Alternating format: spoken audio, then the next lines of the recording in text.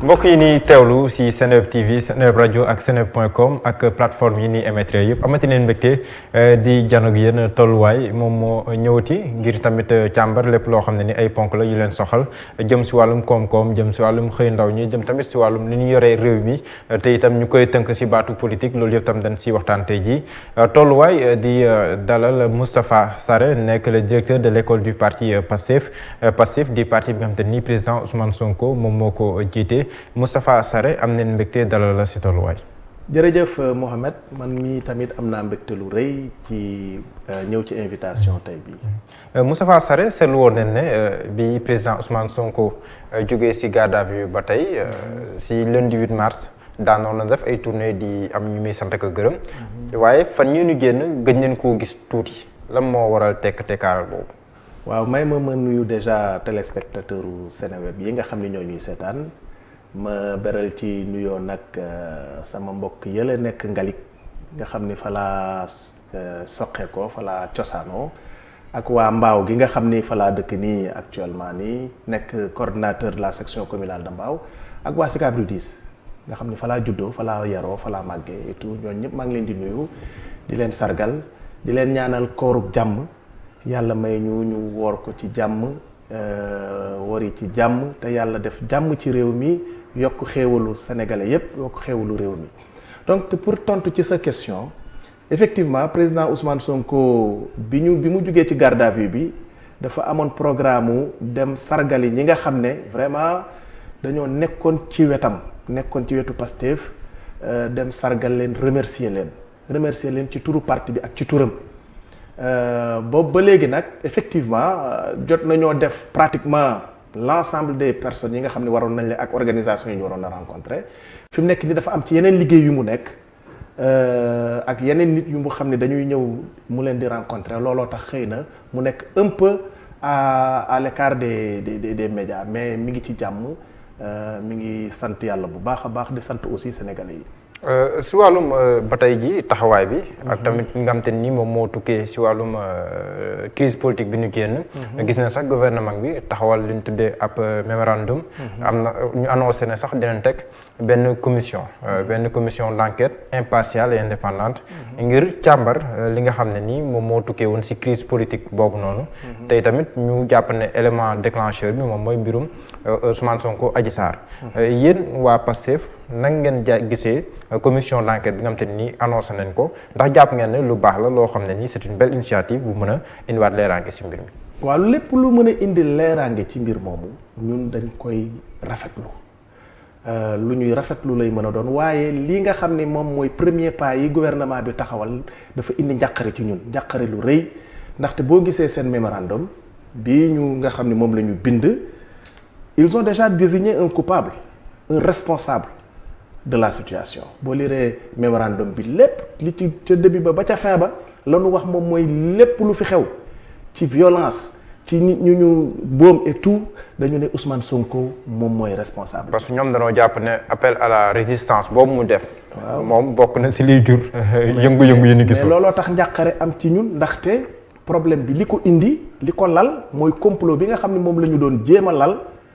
pour faagaagal benn adversaire politique pour dissoudre un parti loolu mooy origine problème bi. il faut que sénégalais comprendre ne li indi problème bi premier responsable problème bi mooy ñi nga xam ne ñoom ñoo xalaatoon a lal complot kon boog ñooñu kenn mënu la désigner ay responsable pare di leen jéggi maintenant nag li Ousmane Sonko def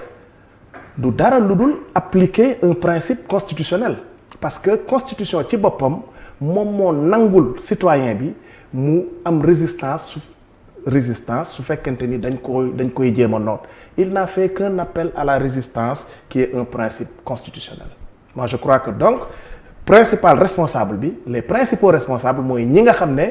dañoo bëggoon a faagaagal un adversaire lal un complot qui était très médiocre d'ailleurs ñëpp xam nañu ne que actuellement kenn waxatul sax ay affaire viol tout le monde sait que ça a été un complot mal ourdi et actuellement nii sénégalais yi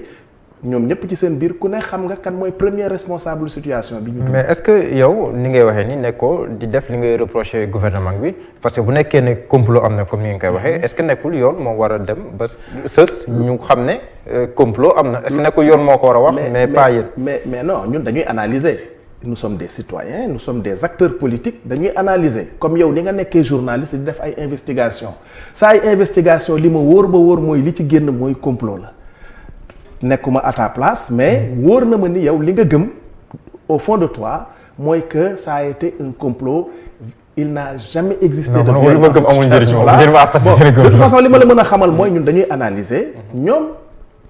aussi dañoo def seen analyse yu leen neex féetale responsabilité bi Ousmane Sonko mais pour l'essentiel les Sénégalais ont compris que ça a été un complot et que les principaux responsables de ce complot-là mooy ñi ko def ak mise en scène bu bon boobu nga xam ne moom la ñu def mais ñun defuñu comme ñoom li ñu def. ñun dañoo wékku ci ay rapport yi nga xam ne moom moo jóge ci enquête yi wékku ci témoignage ñi nga xam ne ñoom ñooy les principaux acteurs notamment borom salon bi la co-masseuse justement ak l'autre employeuse de la dame tout ça donc ñooñu ñëpp ak ay mbokkam ñooñu ñëpp ci loolu la ñu basé wu pour wax ne que donc ñun li ñu wax dëgg la affaire bi complot te ñun ca début ba xamoon nañu ne dara xewul connaissant notre leader nous savions que y avait rien du tout comme ni ñu ko bëggoon a gëmloo ñun xamoon nañu ne dara xewul waaye yooyu yëpp conforté nañu yooyu yëpp disculpé nañu yooyu yëpp wane na ni que dara xewul muy rapport d'enquête yi ak témoignage yi ak rapport médicaux yi nga xam ne moom la ñu yore. yéen tamit di ngeen def seen mémorandum yéen waa M2D. absolument di le mouvement pour la défense de la démocratie sénégalaise. seen mémorandum bi lan mooy jubluwaay bi ak nan ngeen ci fas yéene demee. rétablir la vérité le mémorandum bi nga xam ne moom la ñu nar a proposer moom la ñu nar a def moom mooy rétablir la vérité dindi bépp safaan bi nga xam ne moom la mémorandum pouvoir bi indi bu boobaa nag sénégalais yi dañ leen di fàttali rek li nga xam ne moom moo xew ak ñan ñoo ci responsable ak ban façon commission la ñu soxla parce que ñii kat boo gisee seen mémorandum bi finalement sa xel day tey ci commission bi ñu nar a taxawal. ñun commission indépendante la ñu wax. ban façon la ñu nar a désigner ña fay ne yooyu yëpp aussi dafa am importance yan nit yu indépendant lañ fay yóbbu parce que une commission indépendante est composée de personnes indépendantes tu vois muy waa société civile muy opposition muy pouvoir parce que ce n'est pas parce que yow opposition nga wax ni fa nga nekk rek ñun dañuy jàpp ne que tu es indépendant ce n'est pas parce que société civile nga bokk rek que ñun dañuy jàpp ne que tu es indépendant donc li ñu bëgg moom mooy bu ñuy tànn ña fay dem. mais nekkul na tamit si pouvoir ngay jóge rek qu'on doit penser que tu n'es pas indépendant aussi. Bien évidemment, bien évidemment. Mais et puis l'essentiel est que ñoom aussi ils ont le droit de désigner leur représentant mais ce qui est sûr et certain mooy que ce soit une commission indépendante bu mu mel ni commission yi ñu fi daan gis yi nga xam ne li am na ñuy wax naan pour rey benn problème rek créer ko benn commission d'enquête.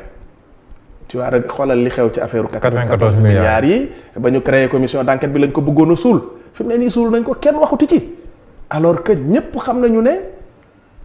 affaire 94 milliards yi ñii nga xam ne ñoo luubal alalu askanu Sénégal ñëpp gis nañ leen. mais Moustapha Sarré question bi ñëpp di posé wu mooy. nan la justice bu Sénégal di nekkee ci benn mbir. jugewuñu ci benn catastrophe bu rëy boo xam ne nañ ko méngale guerre mais bu nekkee ne benn doomu aadama bu ñàkk bakkanam ëpp na ñu leen di jaalewaat bu baax a baax. mais Sénégal quand même am na justice buy doxal nan la ñuy nekkee ci réew mel Sénégal justice di def liggéeyam ñu naan dañuy taxawal benn commission d'enquête impartiale pour tam sëgg ci même mbir mi est-ce que loolu tamit yell na sa gis-gis. loolu nga wax nag ça pose un problème fondamental mooy problème bi nga xam ne moom la justice am ak les justiciables. dañoo c'est-à-dire pouvoir yi nga xam ne ñoom ñoo succédé wu à la tête du pays du rek ce pouvoir-ci il faut le reconnaître c'est yàgg na c'est antérieur à leur avènement justice bi dafa am rapport bu particulier ak pouvoir ba nga xam ne c'est justiciable yi maanaam citoyens sénégalais yi wóolootuñu justice loolu il faut le dire quand même il faut le reconnaître il y a des magistrats qui sont très indépendants parce que nag boo xoolee ni ñu tëggee suñu architecture institutionnelle moom moo indi que pouvoir exécutif bi di am mainmise sur la justice le pouvoir exécutif a une influence extraordinaire sur la justice lu mel ni conseil supérieur de la magistrature bi nga xam ne président de la république moo ko jiite ministre de la justice nekk fa nga xam ne ñoo fay buur di bummi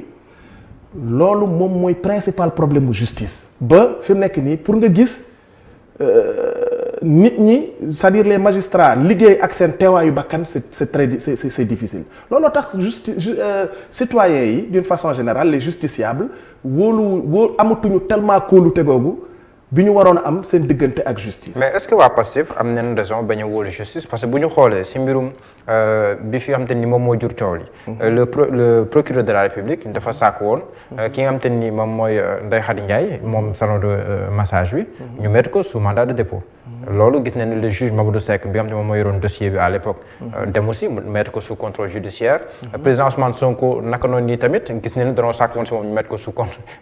mandat de dépôt. le juge Samba Sall dem si yàlla ñu ngi koy ñaanal moom tamit sous contrôle judiciaire la ko doxul si waaw procureur de la République. donc est-ce que yéen am ngeen raison ba tey pour waxee nii pour. waaw mais parce que cette analyse là risque d'être superficielle. man analyser moom damay laaj rek. cette question. dama constaté laaj assez superficielle su fekkente ni tamit le rôle joué par cette jeunesse du Sénégal n'est pas pris en compte parce que nu bul fàtte ni ba loolu amee ca premier jour ba. première convocation Ousmane Sonko rek askanu Sénégal dafa jóg ne ñoom dañuy aar projet bi nga xam ne moom la Pastef élaboré te Ousmane Sonko di ko incarné. mais xam nga soxna Ndeye Khady Ndiaye ba nga koy mettre sous contrôle judiciaire boobu yëngu-yëngu bu méttee ñi mujj amul woon. waaw mais loolu yëpp da nga koy boole nag parce que même problème bi la. parce que munuñu ñoom tamit bu boobu ñoom tamit day am nañu seen xel bu ñuy doxee. mënuñu def deux poids un poids deux mesures voilà n'est-ce pas donc pour dire simplement que bu ñuy analyser dañ ciy boole waale aussi cette résistance qui est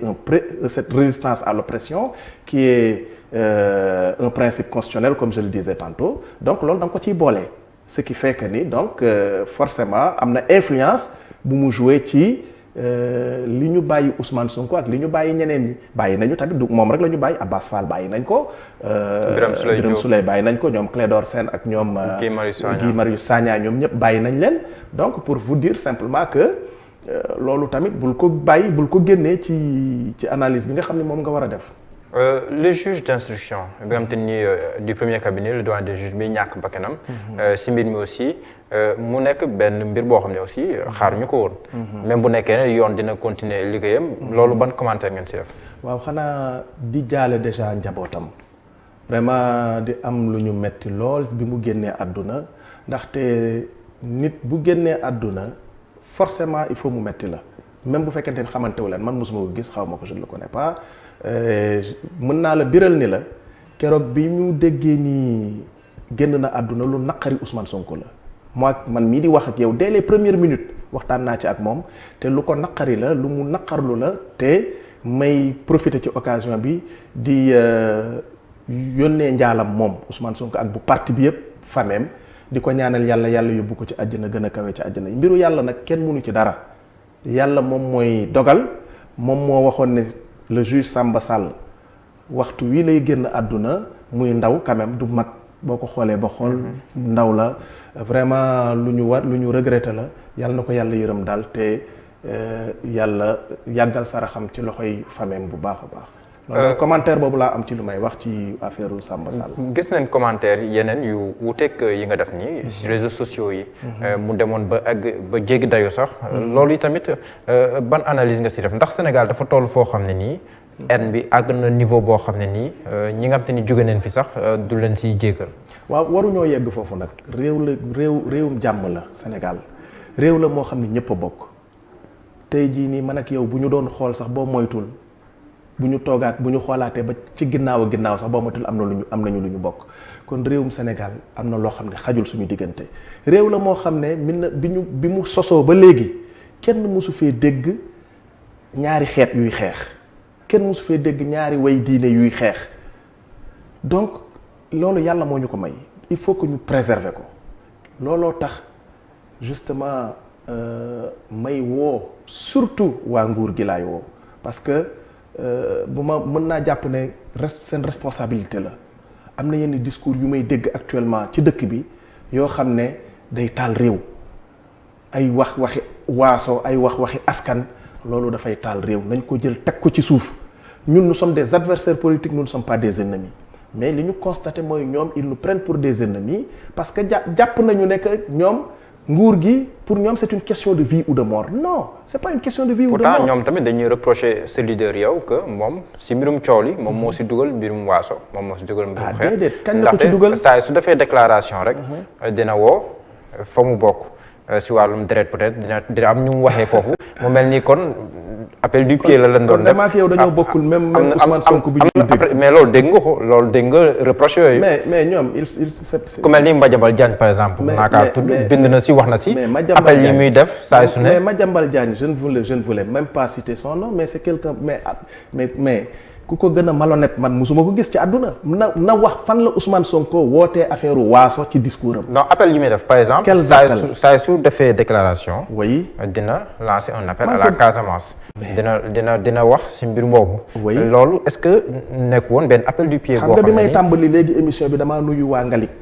man Ngalik laa cosaanoo sama papa Ngalik la juddoo même bu fekkente ni man mii Ndakaaru gi laa juddoo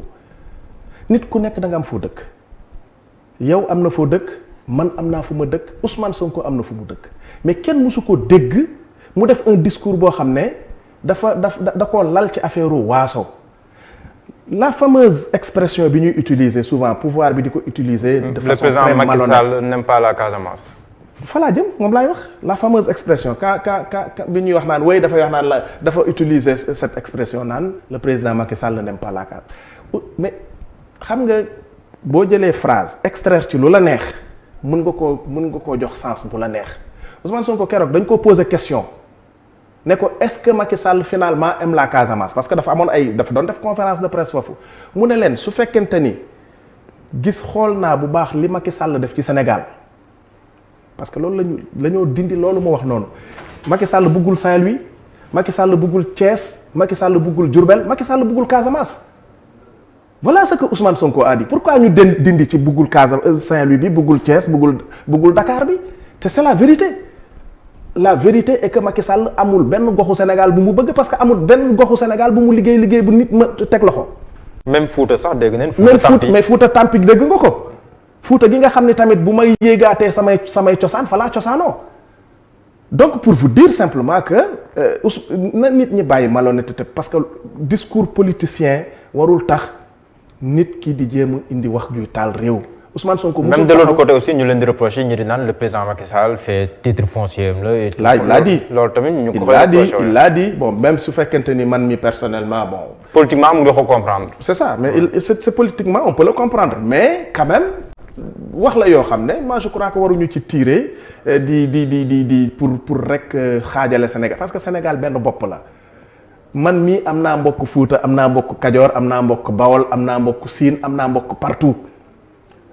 muy Ousmane Sonko mi nga xam ne moom tamit pratiquement mën nañu wax ne c'est le prototype du Sénégalais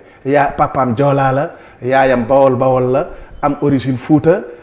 am origine Ngalik sax gii nga xam ne fa laa dëkk et cetera donc pour dire que ñun ñoo bokk. Sénégal loolu la ñu yàlla loolu la ñu yàlla sàkkee te ñu war ko cee gërëm nag yàlla daf ñoo sàkk ñu nekk un peuple boo xam ne. ñun ñëpp dañoo bokk ba pare nekk ay nitu jàmm. d'accord voilà Moustapha Sarré pour clore débat bi parce que am na yeneen ponk yu ñu war a jël. mais dalal naa fi ay nit. ku si mel ni l'ancien ministre nekkoon tamit ambassadeur bu Sénégal chez Canada.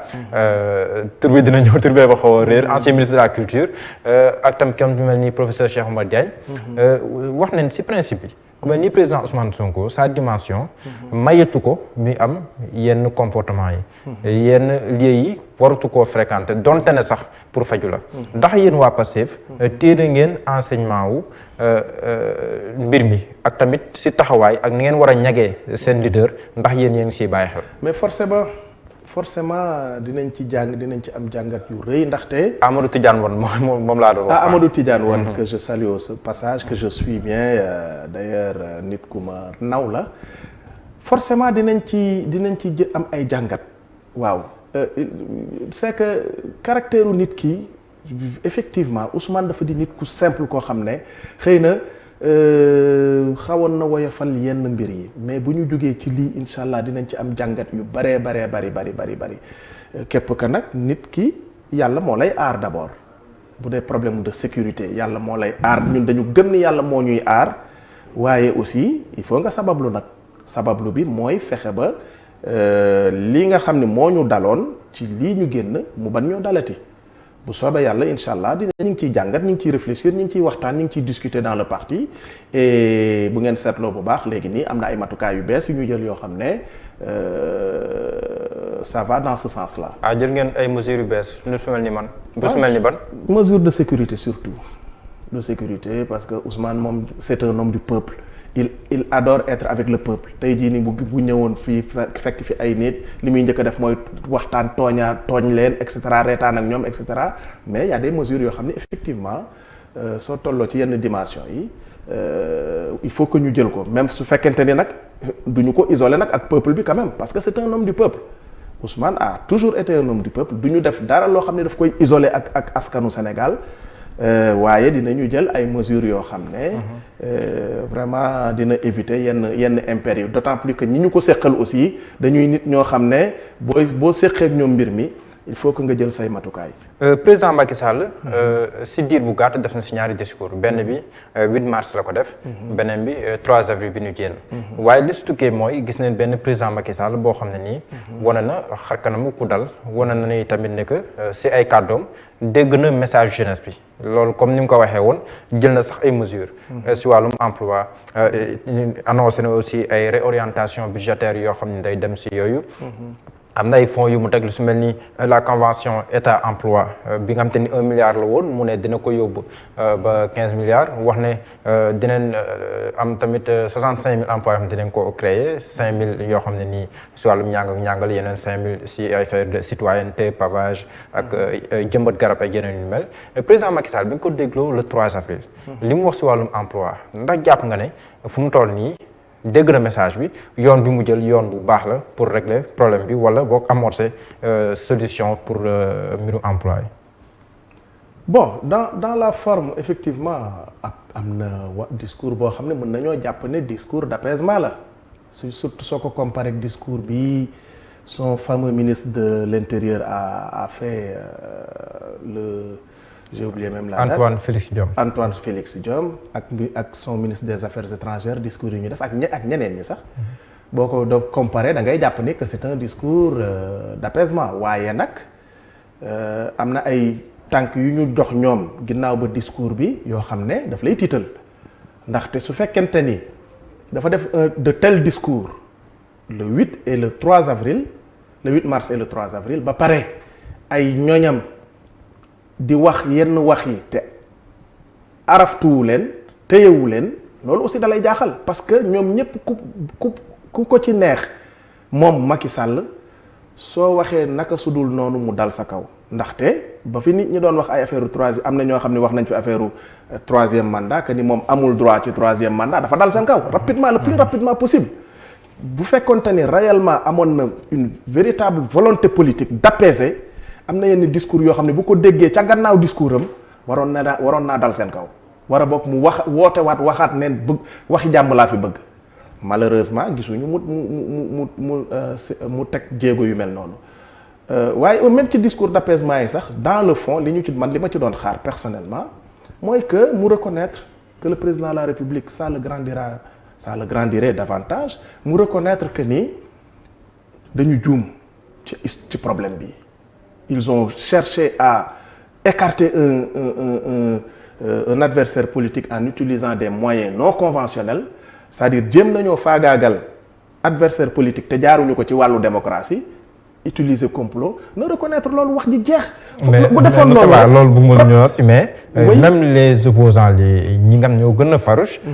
jàpp nañ ne quand même bu nekkee ne complot am na bu ñu jëm ñu considéré complot am na. président Macky Sall bu nekkoon si ginnaaw complot bi.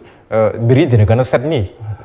waaw mais d'accord mais c'est son camp qui l'a fait même su fekkente ni par ailleurs on peut penser que ni au départ il n'était pas au courant mais après ba mu ko yëgee ba gis mise en scène bi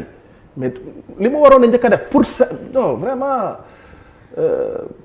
voilà ce que ça coûte en vérité de mettre à la tête du pays quelqu'un qui n'en a pas le niveau. Le président Macky Sall je regrette de le dire mais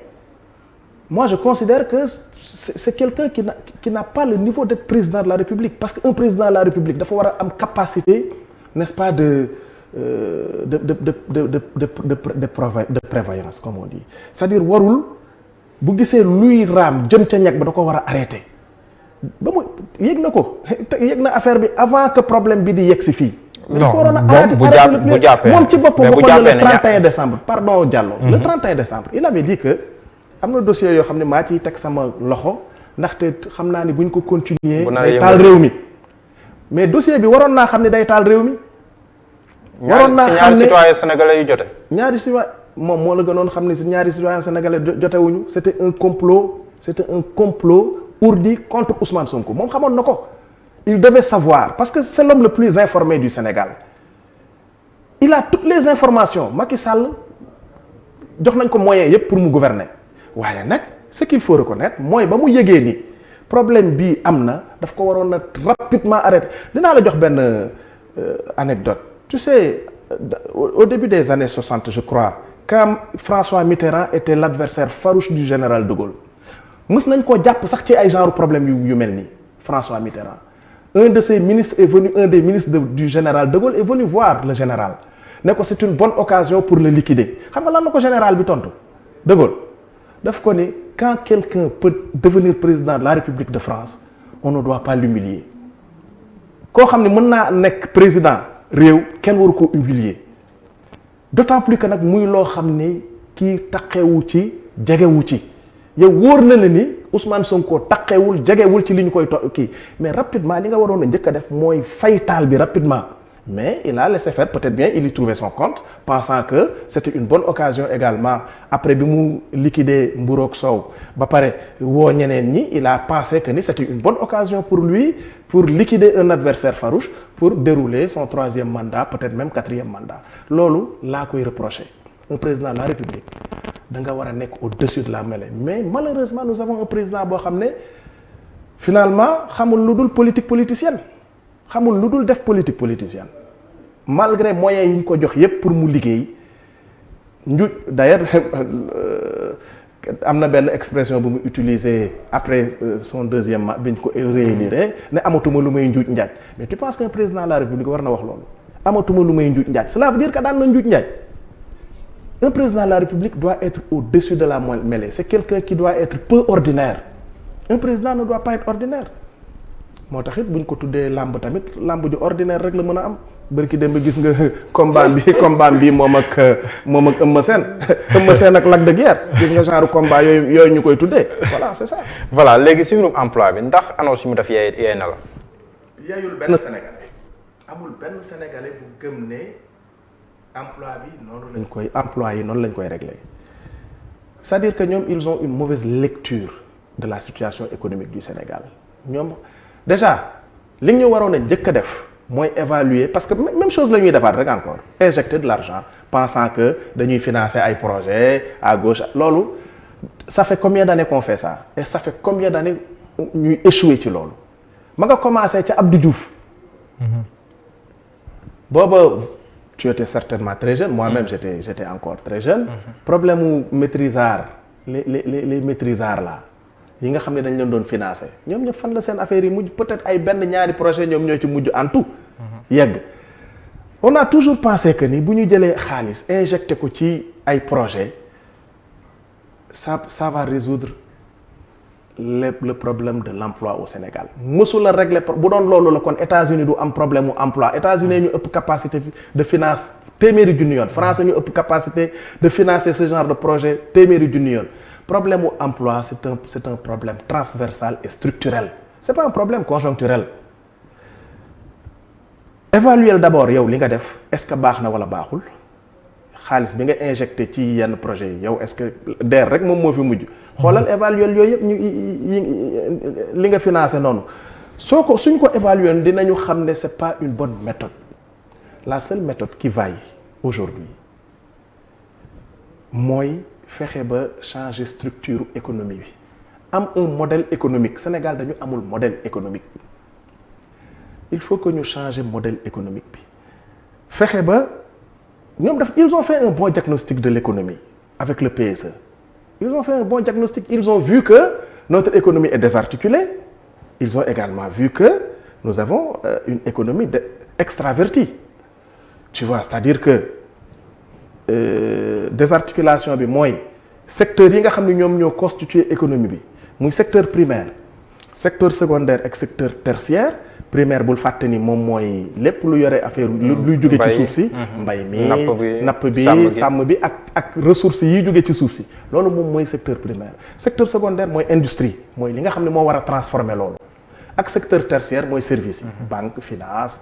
commerce et cetera yooyu dañoo war a lëkkaloo ci économie buy dox ñetti secteurs yooyu dañoo war a lëkkaloo Sénégal ñetti secteurs yooyu bii dafa jaar fee bii jaar fële boo seetloo mais pourtant booy xool yaa ngi koy wax sax plan Sénégal émergent am na diagnostic bi si def mais après si wàllum industrialisation am na ay initiative yu ñu teg comme ay agropole par exemple agropole sud nga xam te ni dafa waroon spécialisé wu si wàllum anacarde ak mangue ak yooyu ak yeneen agropole yi nga xam te ni voilà même bu nekkee suivi mais amoon na quand même ay initiative yoo xam ne un bon diagnostic j'ai dit mais solution yi ñu utiliser moom moo baaxul on continue toujours de faire la même chose c'est-à-dire nañu daan bayee au Sénégal c'est-à-dire amuñu sax déjà politique agricole nous avons un ministre boo xam ni son rôle c'est de gérer des campagnes agricoles te fii au Sénégal ñetti weer la baykat yi di liggéey suñu liggéeyee suñu graines yi dañ koy jël jaay ko génnee ko bitim réew une toute petite partie moom la ñuy transformer fii or pour articuler les différents secteurs de l'économie déjà il faut que ñu booster ce secteur primaire muy agriculture élevage pêche ak même les ressources naturelles ñu xoolaat naka la ñuy parce que jël rek suñu ay fer ak suñu phosphate jël ko rek bon phosphate bi sax c'est vrai que ñu ngi koy transformer fii une partie ak Indorama et cetera mais zircon bi mais dañuy ñëw rek jël noonu jël ko ci suuf si rek yóbbu bitim réew or li ñu war a def mooy transformer tout ce qui sort de notre terre de nos terres muy agriculture muy ressources naturelles yi am na dëkk yoo xam ne seen taux de transformation dépassé na 80% fii en Afrique foo demee ba Afrique du Sud dépassé na ko mais Sénégal ça n'atteint même pas 15% le taux de transformation de la production agricole penses-tu normal est-ce que yaakaar nga ni ñun Sénégal war nañu naan jus de mangue boo xam ne Dubaï lay jóge qui est un pays désertique yaakaar nga ni Sénégal war na naan jus d'orange boo xam ne day jóge Égypte wala mu jóge ci yeneen réew suñu canette yi ñuy naan yépp bitim réew la ñuy jóg lañ koy jëlee c'est inadmissible alors que on a la possibilité non seulement de booster la production parce que les facteurs exogènes yi nga xam ne moom moo mën a plomber suñu production yàlla daf ñu cee may ba mu mat sëkk suuf su naat yàlla may nañu ko ndox mu bari yàlla may nañu ko loolu mooy les deux principaux facteurs exogènes troisième bi sax moom mooy nit ñoo xam ne dañoo jàmbaar di liggéey. te bëri nañ ay ndaw macha allah. bëri nañu ay ndaw n'est-ce pas yàlla sàkkal nañu askan woo xam ne askan wu nangoo liggéey la boo xoolee xale yi ci di marchand ambulant fii ci mbedd yi rek nga xool énergie bi ñuy débaucher yooyu yëpp boo ko capitaliser woon booster la production agricole fexe ba ndox mi yegsi loolu mooy liggéeyu état liggéeyam du créer du employer ay nit. créer les conditions d'emploi fexe ba ndaw yi am seen suuf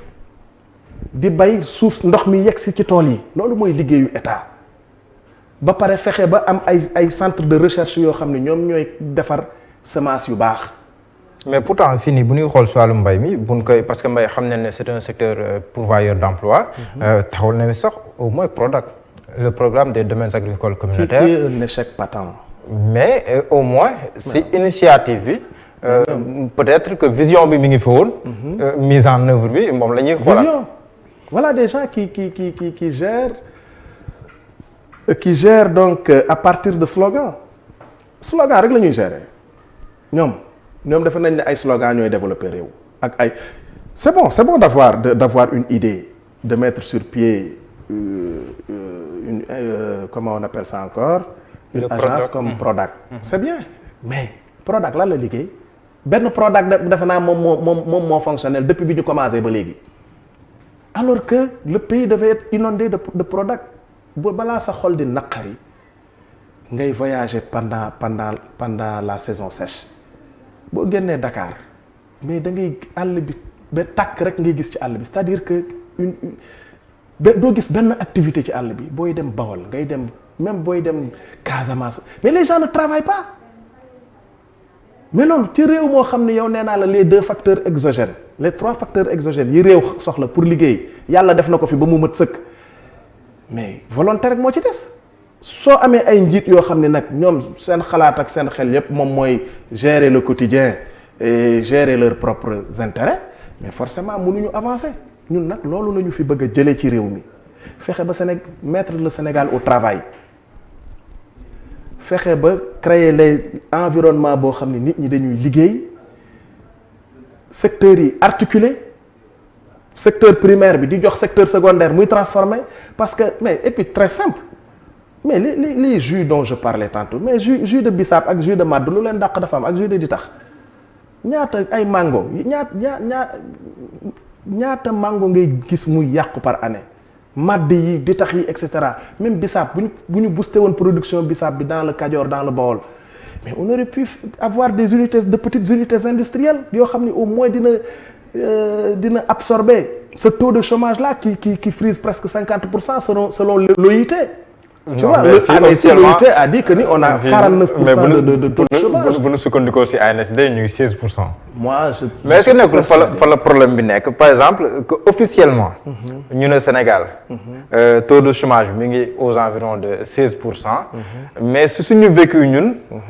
xam nañ ne weesu na lool. mais officiellement loolu la ñuy considérer. encore que définition chômage tam foog ñu. mais tam problème bi du si concept yi. ak tam ni ñu définir chômage moom moo ñuy ndax aussi politique parce que boo jàppee ne 16% de chômage de chômeur moom de taux de chômage moom Sénégal. bu nekkee si chiffre boobu ngay sukkandiku mën na am approche yi day lajj dès le départ. le premier problème auquel on est confronté première njombe li am ci gestion wu ñii mooy du ñu wax dëgg sénégalais yi chiffres yi ci boppam moo normalul waxuñu fi ne récolté nañu 1,8 million tonnes d'arachide loolu la ñu wax. record bu jamais égalé au Sénégal yow déggoo fii ñuy bëgg a rey nit ñi naan chinois yi bu ñu leen jaay suñu graine yi te chinois yi 400 000 tonnes la ñu soxla chinois yi soo leen jaayee 400 000 tonnes Sonacos soxla 200 000 tonnes boo leen boolee du 600 000 tonnes ñaata tonnes mooy des ci réew mi bu fekkente ni 1,8 million du des 1,2 million tonnes. mais kon lan moo fi jar ñuy tiit naan du ñu jox chinois yi suñu bu kenn jaay chinois yi suñu récolte yi cela veut dire qu'ils ne nous disent pas la vérité ils n'ont même pas atteint 1 million de tonnes la vérité mooy que su baree ba bari 600 000 tonnes la gars yi produire su baree ba bari le Sénégal n'a produit que 600 000 tonnes ndaxte mais mbayu daaw bi sax moo tane bu ren bi boo demee ci àll bi nii man ba ma demee Kajoor laajte loolu lañ ma wax mbayu daaw bi gerte li ñu récolté ci gerte daaw moo tane li ñu récolté ren ci gerte il faut qu'on apprenne déjà à dire la vérité aux Sénégalais il faut également qu'on apprenne à avoir la volonté de changer ce pays ces gens n'ont aucune volonté de changer ce pays ñun suñu mébét mooy fexe ba souffrance su Sénégalais yi teel a wàññeeku. moo tax nag aussi ñuy réclamer aussi rapidement des élections locales dès la fin de cette année. loolu dinañ si ñëwaat mais si wàllum formation aussi. yaa ngi wax sànq articulation. ndax jàpp nga ne am na articulation bu baax si suñu wàllum formation di ndaw yi nga xam ne ñu leen di tàggat ak tamit soxla bi leen di soxla tamit si wàllum liggéey ndax foofu yi tamit jàpp nga ne. mbir yi ñoŋ la mais souvent moi quelquefois aussi yenn analystes yi aussi dañ may jaaxal parce que les gens. dañuy ñëw bëgg a gëmloo nit ñi que ni problème mu chômage bi problème employabilité la musul nekk problème mu employabilité est-ce que mës ngaa toog dégg fii entreprise buy toog di tëgg naan dama soxla ay nit te mënul fexe te amu leen ñu koy liggéeyal. ay nit kay ñooy bëgg a liggéey te ñu ko am. mais c'est ça le problème fondamentalement problème bi mooy que et puis c'est un tout hein ñun bis bu ñu ñëwee nag en vérité ba Sénégalais yi dénkuñu réew mi ba ñu taxawal politique bi ñu bëgg a taxawal forcément éducation bi day changer orientation. parce que bu boobaa nag problème employabilité mën na exister parce que bu boobaa économie bi mooy soxla un autre type d'emploi mais tey jii fi ñu toll nii économie bi ci boppam moo créé wul emploi c'est l'économie ci boppam l'économie du Sénégal moo créé wul emploi lii nga xam ne moom la entreprise yi soxla ci nit ñiy liggéey am na fi il y a suffisamment de gens au contraire comme ni nga ko waxee beaucoup de jeunes sont formés bu ñu génnee du ñu am liggéey. Les techniciens beaucoup de techniciens sont là bu ñu génnee du ñu am liggéey ndegam médecins yi ñooy chômé waxoon tomala ak ñeneen ñi médecins yi fi mu nekk nii ñaata médecins ñooy chômé. bu ñu jeex. local yi dàqaat nañ ko pour une troisième fois mais à chaque fois bu ñuy déglu ñi nga xam te ni ñoom ñooy jiite. dañu naan bu nekkee ne dàq nañ ko dàqaat ko foofu noonu nañ joxoñ kujje gi. parce que kujje gi ñoom ñoo ne nañu càmbar fichier bi loolu moom lay boobu dégg nga ko ba taay. oui kon est-ce que nekkul kon kujje gi moom mooy matt di ëpp moom mooy wax ne fee nañ audité bu ñëwaatee fii di wax naan la moo tax ñu reporté ko. mais c'est pas vrai nga baal ma ci kàddu bi Mohamed li tax élection locale yi amagul ba léegi li ko indi mooy une absence de volonté réelle d'organiser ces élections bul fàtte ni commission cellulaire dialogue politique bii nga xam ni ca la ñu ne commencé nañu liggéey ëpp na at ak genn wàll ma jox la ay date rek yoo xam ne di nga ci mën a sukkandiku dès le mois de février 2020 jël nañu documents yépp yi nga xam ne moom la ñu soxla jox ko gouvernement bi pour mu mën a lancer un appel à candidature pour auditer le fichier ak évaluer ko depuis booba sax pandémie bi commencé gul. février 2020. oui. un an après la dernière présidentielle. mais oui on l'a fait commission bi jox na leen documents yi ca war le gouvernement a traîné les pieds te pourtant USAID waxoon na ni dafay financer cet audit du fichier électoral le gouvernement a traîné les pieds ñu ñëw ba juillet le président ci boppam a demandé la reprise des travaux parce que benn moment quand même bi pandémie bi commencé bi affaire yi jaxasoo les gens avaient arrêté. Il a demandé la reprise des travaux en juillet 2020 demandé ñu jox ko un bilan d'état on lui a remis les documents en août ba novembre 2020 ñu jox ko un rapport complémentaire di xaar ni que kat sa waay léegi ñu désigner un cabinet buy war a auditer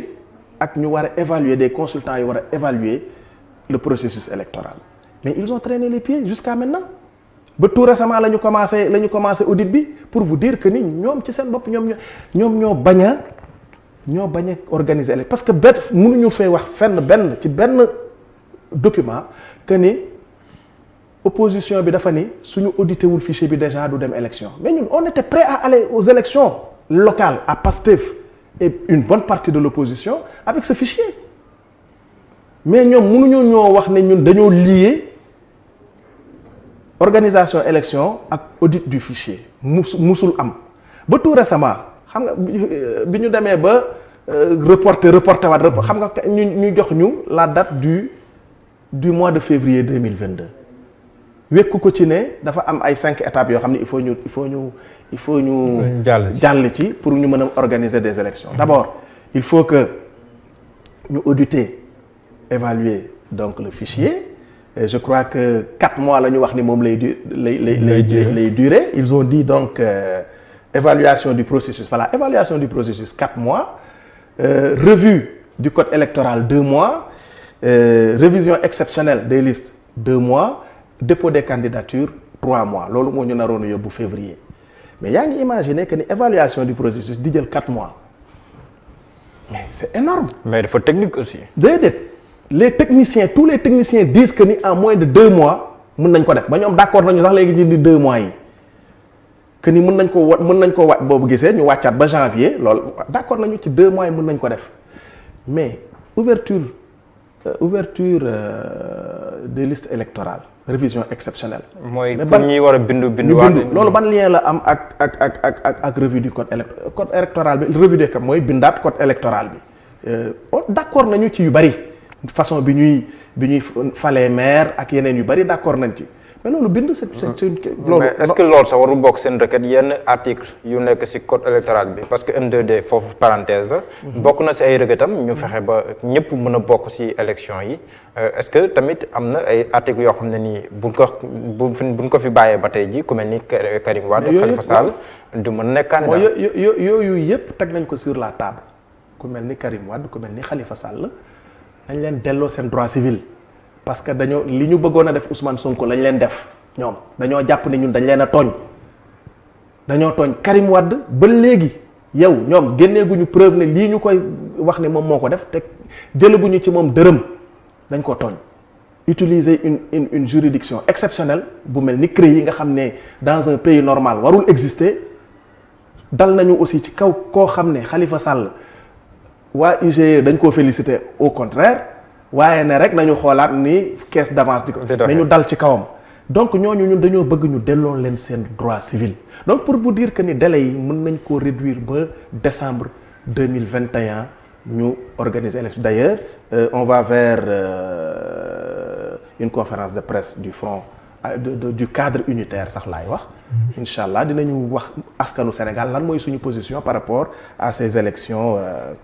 à ces élections locales. booloowu opposition bi aussi ñu ngi koy wax jamono ji ñu bëri dañuy naan l'opposition a le vent en poupe waaye booloo bi ndax yéen a ngi ciy liggéey ngir opposition bi am na taxawaay bu dëgër ngir jàkkaarloo kër.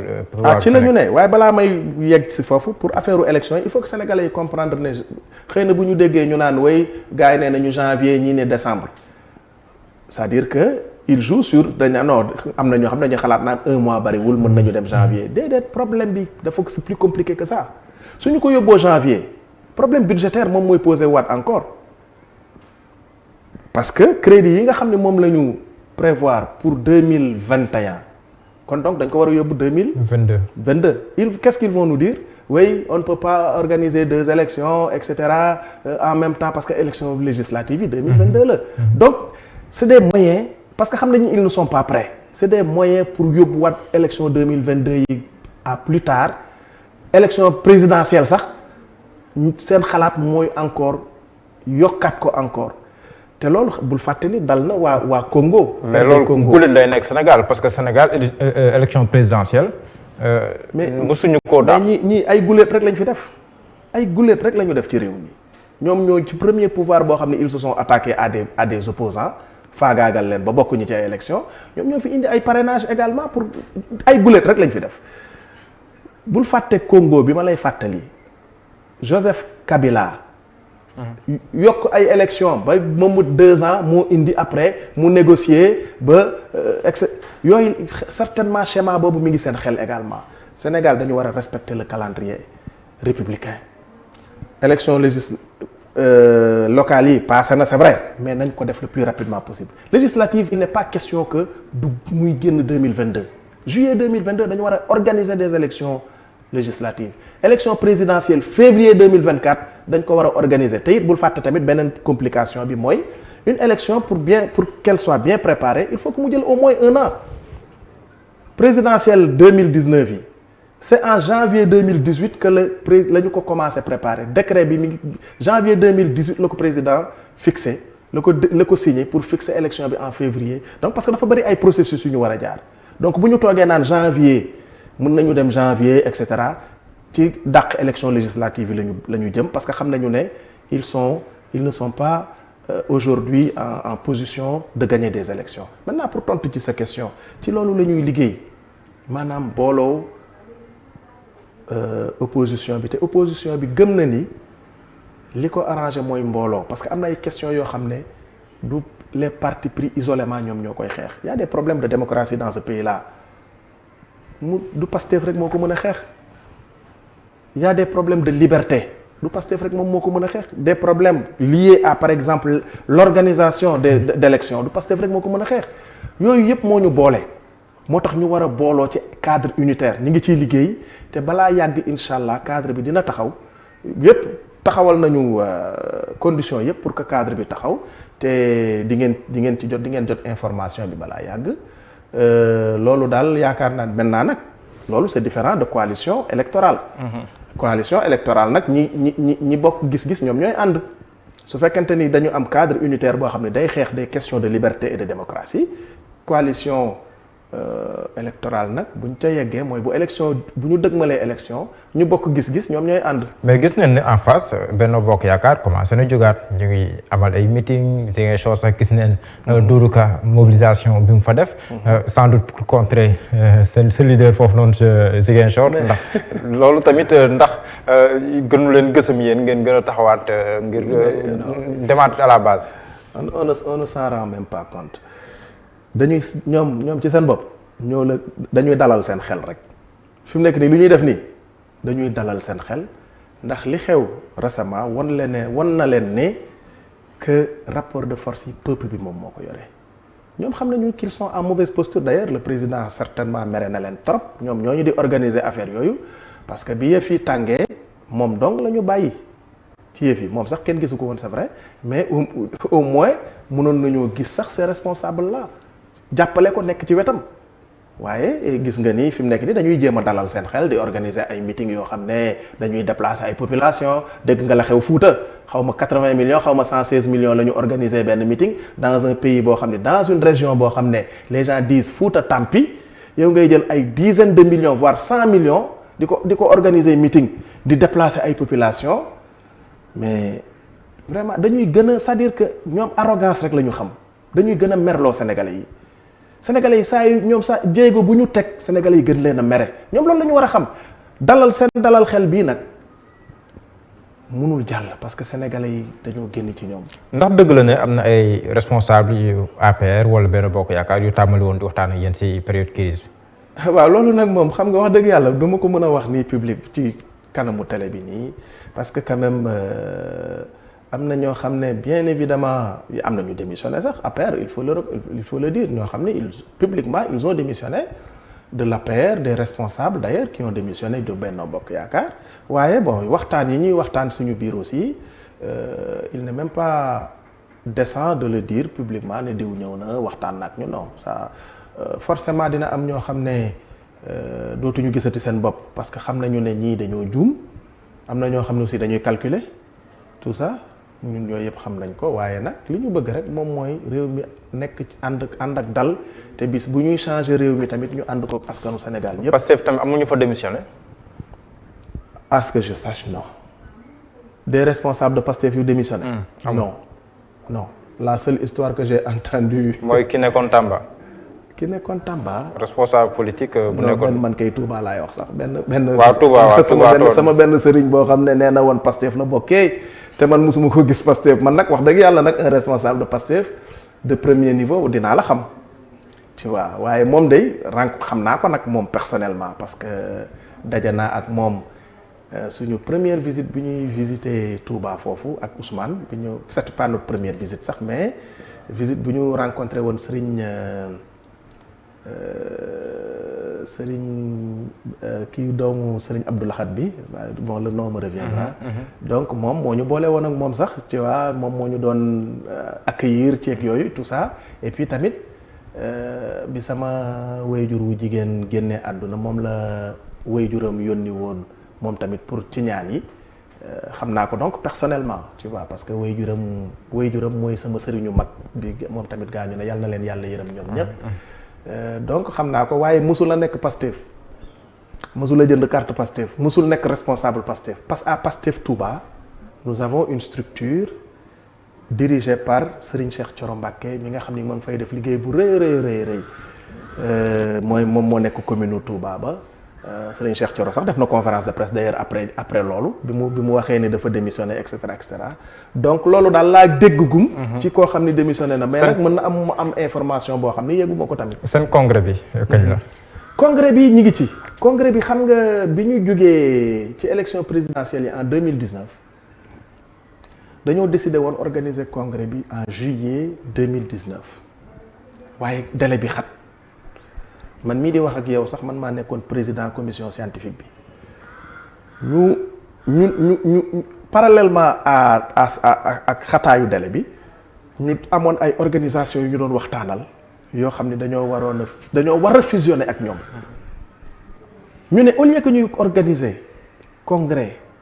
ordinaire ba pare di organiser un congrès de fusion nañu ko defandoo benn congrès parce que amuñu moyens yi on n'a pas les moyens on peut pas se payer le luxe d'organiser comme ça parce que un congrès ça coûte assez cher léegi ci ñu ne nañu continuer waxtaan yi ak ñi nga xam ne dañoo war a fusionner ak ñoom ba pare nag ñun aussi ñu structurer waat suñu parti ba mën a dem ci congrès dans les meilleures conditions malheureusement début 2020 feebar bi daal di dal suñu kaw waxtaan yooyu xaw a arrêté ak liggéey bi xaw a arrêté. On n'avait plus les possibilités de se réunir parce que dañ ko tere woon déjà ak yooyu yëpp waaye tàmbali nañu waat waxtaan yi ak ñi nga xam ne ñoom la ñu war a fusionnel et parti bi aussi ñu ngi koy structurer bu baax a baax ñu ngi koy massifier xam naa ni war nga ko yaa ngi koy suivre sax ñi ngi taxawal cellules yi ak yooyu yëpp te balaa yàgg incha allah dinañu dem ci congrès parce que ñun nous sommes un parti démocratique te un parti démocratique c'est d'abord le respect des textes te incha allah. kon Ousmane Sonko fu mu doon mandat mandat provisoire parce que n'oublions pas que ay structures provisoires la ñu amee dans le parti Ousmane bi ñuy créer parti bi en 2014 la ñu ko teg président parti bi sénégalais yu bëri dañoo yaakaar ni moom moo créé parti bi waaye moom créé wu ko waaye bokk na ci ñi doon xalaat ba ñu créé parti bi ci la ñëpp d'accord ci ne moom la ñuy teg président li sénégalais yu bëri xamul tamit mooy bañ ko njëkkee proposé dafa bañoon nanguwul woon nekk président il a fallu que ñu teg ko pression bu mag pour mu accepter nekk président donc structure yooyu yëpp c'est des structures provisoires te xam nga ni pour taxawal parti politique yombul parti politique bu am ambition bien évidemment yombul loolu ci la ñu nekk nii donc bu ñu demee congrès nii incha allah su fekkente ni bëgg naa continuer nekk président day daal di teg candidature am keneen ku bëgg a nekk président aussi teg sa candidature su la neexee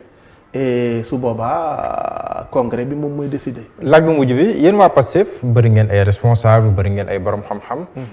waaye si wàllum politique si wàllum base bi. est-ce que am ngeen suffisamment à part le leader du parti. ñoo xam ne ay responsable yoo xam te ni am nañ ay base politique yu solide yoo xam ne ni aussi bu ñu demee par exemple si ay local wala yeneen élection dinañ mën a imposer wu seeni gox. Ah si partout foo dem ci Sénégal déjà le parti est structuré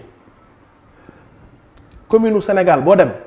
am na section communale Pastef département Sénégal boo dem am na coordination département Pastef ña fa nekk dañuy am ñu leen di jiite ñooñu nag seen guddeeg bëccëg ñi ngi massifier parti bi ñi ngi dugg il est vrai que les moyens manquent quand même et puis tu sais quand on est un parti d'opposition am na moment yoo xam ne tamit sa visibilité du demee noonu ndaxte amuloo moyen di def yenn organisation d'autant plus que ñun sax dañoo bëggul sax def yenn mbumbaay yi boo seetloo suñu manifestation yi nit ñi dañuy toog calmement waxtaan calmement weccante xalaat waaye doo fa rarement nga fay gis ay xumbeel ay sabar ay yooyu ci suñu tradition la bokk c'est vrai mais ñun dañu privilégié toog di waxtaan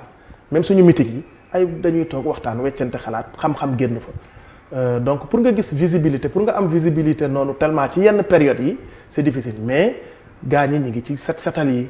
ñi ngi ci don de sang yi ñi ngi ci vacances agricoles patriotiques yi ñi ngi ci yeneen manifestation yoo xam ne ñi ngi donc ci wetu population yi te leaders yi ñi ngi émerger ndànk-ndànk bul fàtte ni nag Pastef aussi du parti bu yàgg 2014 la ñu judd 2015 la ñu jot suñu récépissé donc existence officielle 6 ans la ñu am. amoon naa mbégte loolu dalal la Moustapha Sarré may fàttali ne yaay directeur de l'école du parti Pastef mu bàyyi la nga tàggatoo ak ñu doon teewlu. waaw jërëjëf Serigne Mohamed man mii tamit am naa mbégte lu rëy bi nga ma woowee ne ma da nga ma bëgg a invité rek j'ai tout de suite accepté. parce que da ngay ndaw loo xam ne wax dëgg yàlla ñu ngi lay bàyyi xel bu baax. ci liggéey bu rafet bi ngay def di la encourager di la ñaanal yàlla yokk sa xéewal et puis gën a rafetal sa taxawaay waaye it di ñaan yàlla indi jàmm ci réew mi ndax réewum Sénégal xamul lu dul jàmm ñun xamuñu ci jàmm rek la ñu xam ci la ñu juddoo ci la ñu màggee moom rek la ñuy ñaan te wax nag sénégalais yi aussi ne ñu rester vigilant et mobilisé ndaxte kat ñii nga xam ne ñoom la ñu séqal mbir mi dañuy ñoo xam ne ñu xaw a doy waar lañu xëy na ñi ngi reculer nii fi mu nekk nii waaye bu ñu fàtte nii nous avons un projet à défendre nous avons un projet boo xam ne dañoo jàpp ne moom moo war a changer Sénégal il faut que sénégalais yi askanu Sénégal na mu ko defee woon ba aar projet boobu maa ngi woo askanu Sénégal mu continuer vigilant continuer mobiliser parce que nag projet la boo xam ne yaakaar naa ni c'est moom mooy dernier rempart au peuple bi pour réew mi changer maa ngi leen di gërëm di leen sant. jërëjëf Moustapha Sarré amoon nañu mbégte loolu tamit dalal fii nii si plateau Seneweb tolluwaay nekkoon tolluwaay bu mujj laataa sax weeru koor bi waaye tamit dina am ay jotaay yu am solo yoo xam ne ni dina leen ko dégtal si weer wu sell wi Cheikh Ramadan amoon nañu mbégte loolu janoog yéen si tolluwaay comme ni ma leen ko waxee sant ak gërëm équipe technique bi jàppoon si liggéey bi dig leen daje si yàggatul dara incha allah jaa ngeen jëf.